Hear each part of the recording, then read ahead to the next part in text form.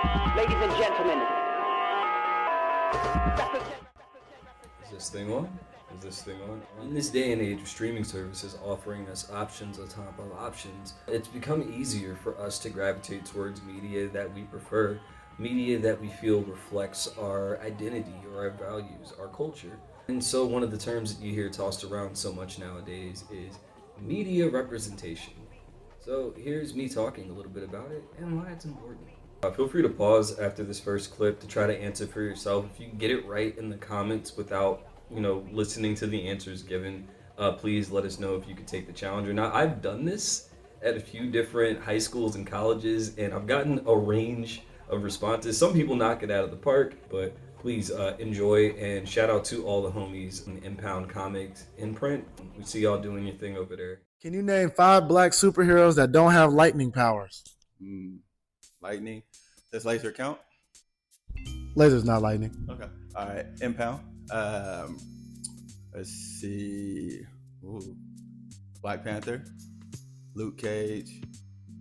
Spawn. She has lightning. Going for the sweep, I see. She has lightning power. Let me see. Can I keep it in the Impound universe? Nah, only one for Impound. Okay. Black superheroes without. Ooh. That's Black Knight. Lightning. Let's see. Try to keep it. You only need one more. It's tough. You almost had a sweep, and now you're struggling. Struggling. Blade. There you go, Blade. You did it. I wasn't sure you was gonna make it. I have a lot to say about superheroes. If anybody that knows me personally would know that, but without getting too deep into it, I think the idea of the superhero has become so ingrained into our culture, especially those who live over here in the United States, to the point where we may even overlook what the purpose of them is. Depending on who you ask, usually probably an executive, their purpose is to sell toys and merchandise, movie tickets, and video games. But traditionally, superheroes are an iteration of the epic of mythology. They are characters that reflect our times and our issues, brought to the grandest scale with superpowers and science fantasy and all sorts of fantastical elements. And it's done so in a way to remind us what we're fighting for, what we value, what's dear to us. And that is a tradition, much like many things in this world, that predates back to Africa. And so your vocabulary word for today, you actually might want to start a little word bank if you're new here. Your vocabulary word for the day is griot. And your griots were your original African traveling storytellers.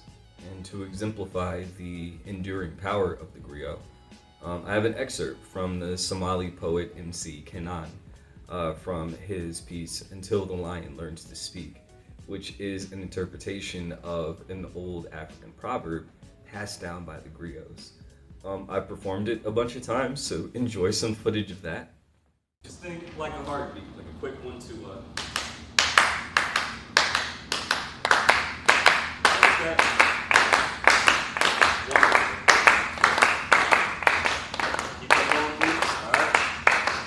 Yeah.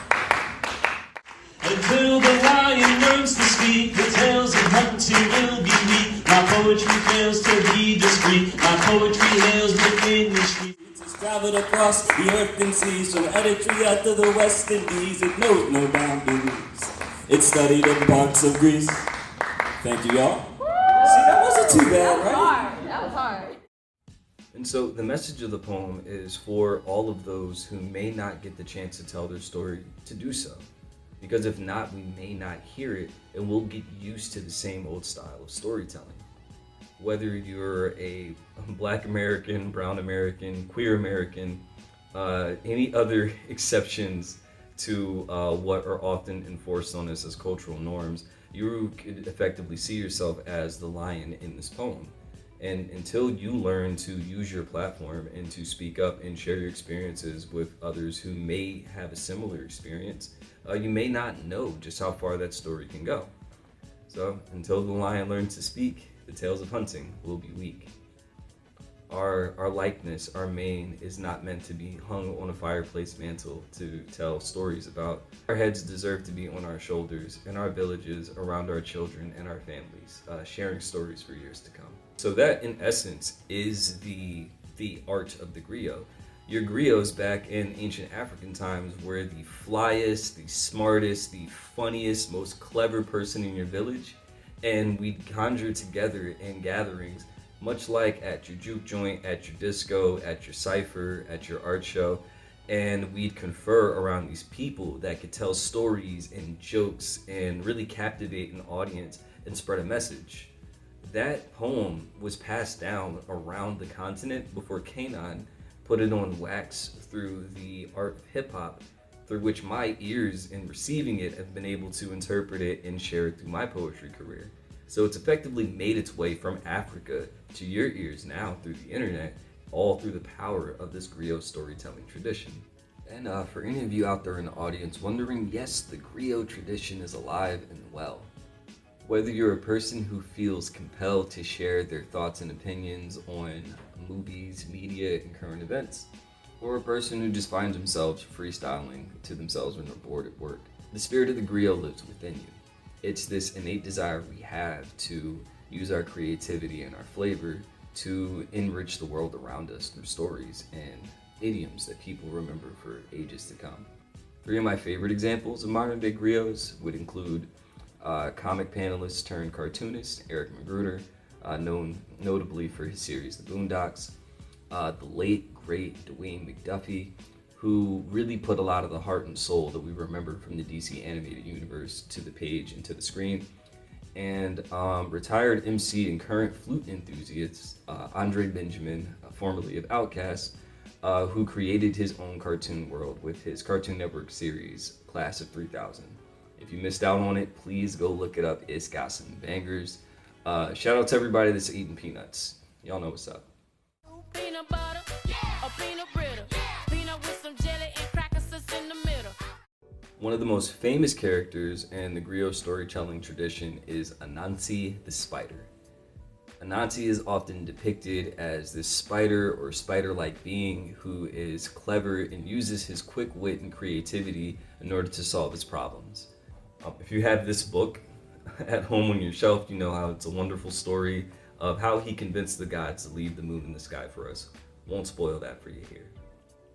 Now, if hearing about a famous hero whose stories are chronicled across time and across cultures, who has a spider theme, and in spite of having great physical strength, they're often depicted with their creativity and their wit as their greatest strength. If that reminds you of a character, it probably should. I cannot imagine what conversations went on behind the walls of Timely and Marvel back in the day, but Spider-Man has been an enduring figure in pop culture since his inception. He's actually responsible for the Power Rangers existing. That's probably a video for a different day. But a lot of those Anansi elements are often alive in Spider-Man, traditionally in Peter Parker. And we had a character that was kind of like our Spider-Man for our generation. Again, Unk's showing his age here, but we had a guy who we affectionately know as Static Shock. Static originates in the Milestone imprint of DC Comics, but he was super popularized by his cartoon adaptation, Static Shock, in the early 2000s. And when I tell y'all this show had it all, it had it all. Static Shock had everything that a little black kid could have wanted in a TV show.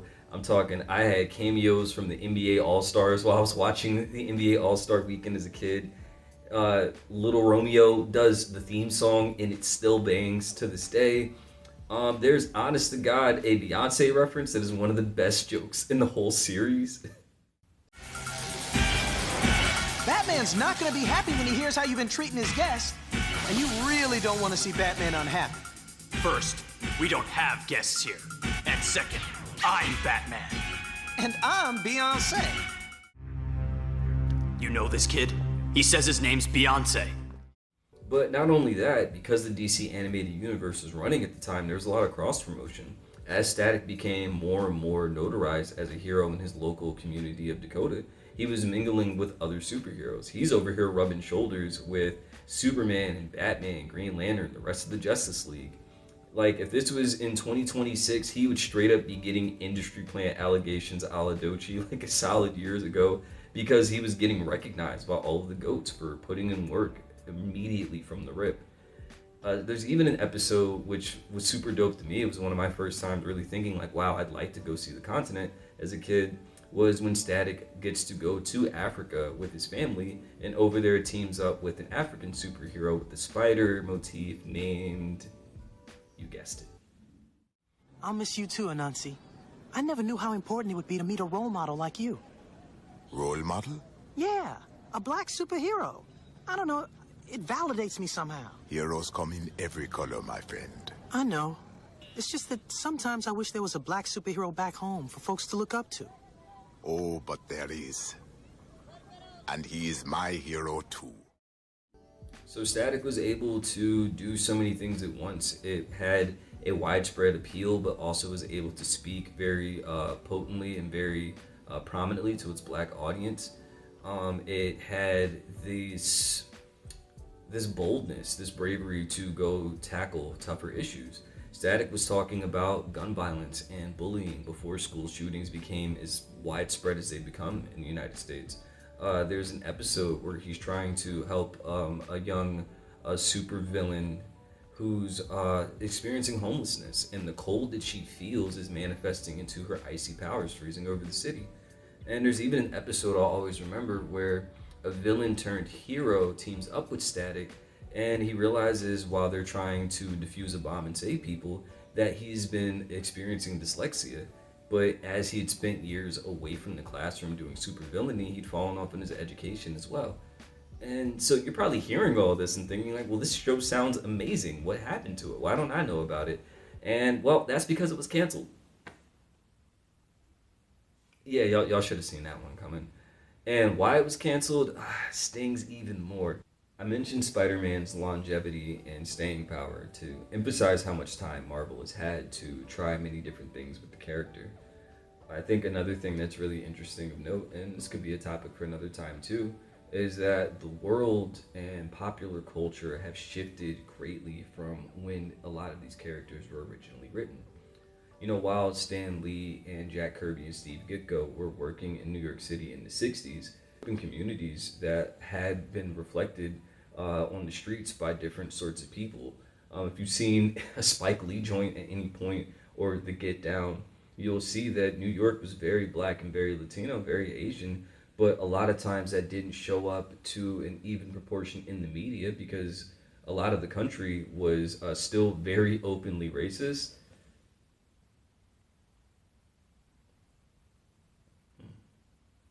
Anyway, so you get things like this image of the Justice League of America where there's like a green dude and like a red dude and like a yellow dude, but like no black or brown people for some reason. Shout out to the OG Marvel team when racist people were complaining that the original issue of Black Panther was too black. They had him show up fighting the Klan in the next one. And also shout out to Superman for fighting the Klan too. Your superheroes never went woke, you just didn't get the message, I guess. Anyways, years down the line, they experiment with the Spider-Man character to a different degree by separating him from the original character of Peter Parker into a new protagonist by the name of Miles Morales. Now, as may be implied through his name, Morales is half black and half Puerto Rican, and he's meant to represent a modern interpretation of Spider-Man, as if Spider-Man was brought to this day and age of how would he interact with the world, and what are the ways that his culture could influence the storytelling. Now, as you can imagine, if you've seen black people get included in anything that is seen as a traditionally non-black space, there were detractors.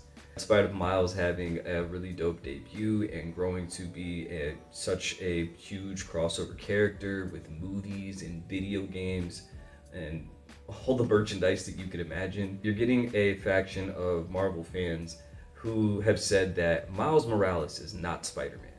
Peter Parker is Spider-Man. And they refuse to let Miles wear this moniker because for them it's almost like a status symbol. And Peter Parker's whiteness being an original piece of the character is why no one else is allowed to be Spider-Man.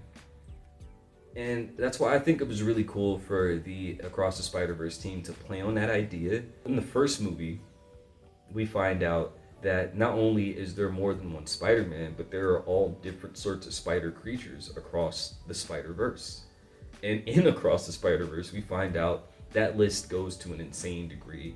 We got spider robots, we got spider dinosaurs, all sorts of imaginative things. And shout out to the team for making sure each character is rendered with so much personality. I have the art book from the movie, which is phenomenal, and I highly recommend picking up a copy and following some of the artists that work on this stuff. Most of them have Instagrams, and a lot of them are too busy to promote themselves, but please make sure you're out here supporting the arts. As a true blue Philadelphia sports fans, the only AIs that I can get behind are Allen Iverson and Andre Iguodala. So in the film, Miles finds out that of all of these various spider people and creatures, he, and he alone, is the only one that was not supposed to become Spider-Man. So the main Spider-Man persecuting Miles is Miguel O'Hara, which before this movie he was my favorite Spider-Man, and before Miles he was probably my favorite Spider-Man because he was a Latino representation.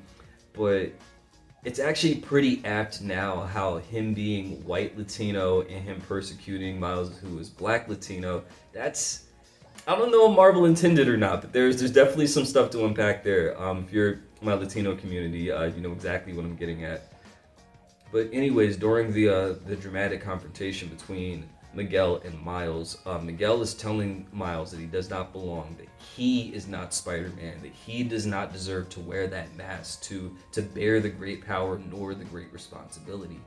And what I think is a dope visual detail is that while Miguel is attacking Miles, he's actively trying to peel the spider logo from the young man's chest. So not only is Miles not wearing the mask, his face is being shown, he's being called by his name and not being called by Spider-Man, but there also is an active effort to rip the symbolism of the spider from his essence. And I think it's really dope that Miles eventually gets to a point where he's like, well listen, if this is what it means to be Spider-Man, I'm good. I have other things that I need to do. I need to protect my family. I need to act on my own destiny instead of letting a quote-unquote canon event tell me what I can and can't do. That's how you get the iconic... Everyone keeps telling me how my story is supposed to go. Nah, I'm gonna do my own thing.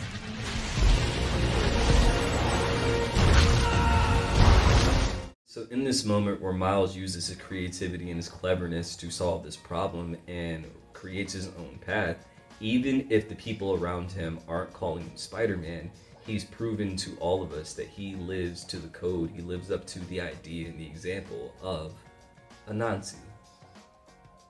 Now what's crazy is I made this presentation like in early 2024, and later that year someone at Marvel must have been thinking the same thing because this ended up happening. Anansi is brought back to Marvel Comics. They'd experimented with the idea before, but he's brought back to Marvel Comics as this sort of spirit guide, mentor, JoJo stand, Shaman King, spirit medium sort of thing.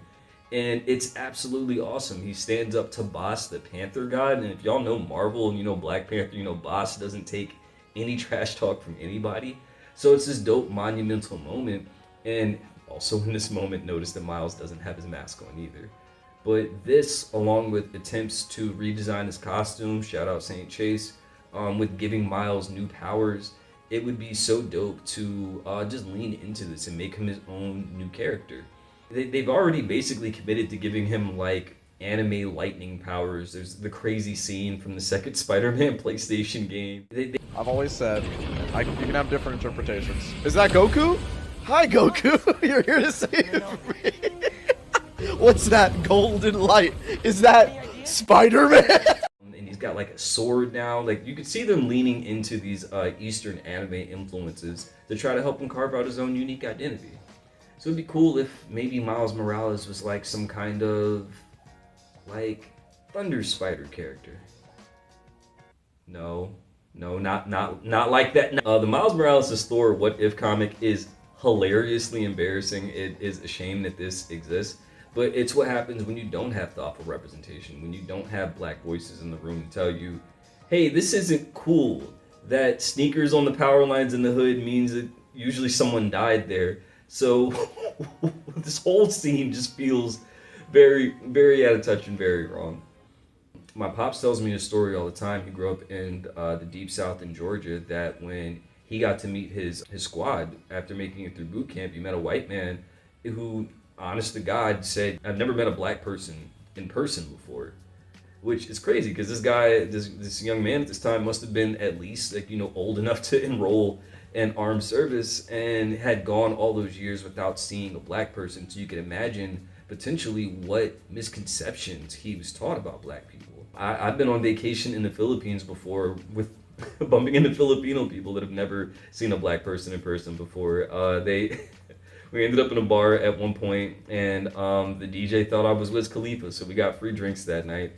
Being black is really funny. I bring all this up because a lot of times the media is our only avenue into another person's culture. I heard somebody say something that is crazy. I heard somebody say, why are black people always so pressed about looking good and having good representation in the media? And it's because there's so much out there, especially culturally in America, but really anti-blackness is global. There's so much out there that always paints us as the opposite. Part 2, when media representation goes wrong and how we can still find a way to get it right. As much as I love superheroes, probably even more, I love Sonic the Hedgehog. That's my homie. Also, Sonic is very black. There's any number of great YouTube videos about that you should definitely go check out. But when it comes to Sonic, and subsequently any other cartoon character that wears those white gloves, you know the ones I'm talking about. Like, you can imagine a cartoon character, a Bugs Bunny, a Woody Woodpecker, a Disney mouse, wearing those gloves right now, probably. Does anybody know why? And I will also let you pause here if you want to guess or come back, or look it up and then come back.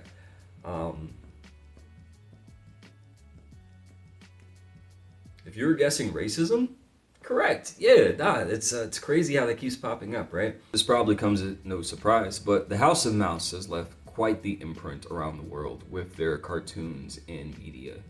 Starting in the early 20s with your good old Steamboat Willie, these characters, often depicted as like gyrating, energetic animals, drawn in black and white, partially because of the time, but also partially because of the time.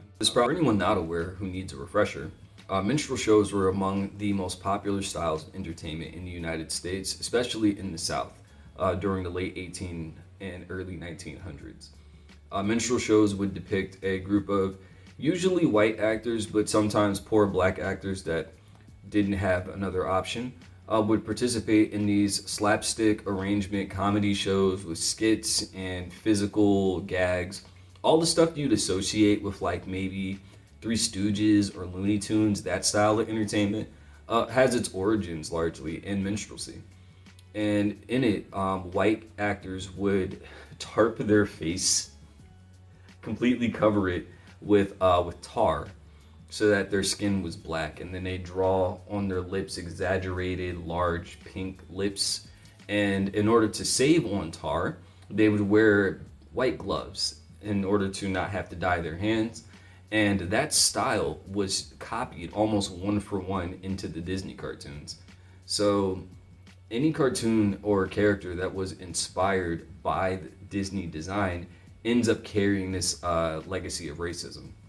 So again, not saying that Sonic the Hedgehog himself is racist. Sonic the Hedgehog is actually an anti-fascist icon. Shout out my boy. But any character that carries this design has its ties back to black suffering, which just goes to show that culture goes very far. Representation reaches in ways that we often don't even recognize. One of my favorite pieces of media ever in life is a manga and anime series by the name of Shaman King.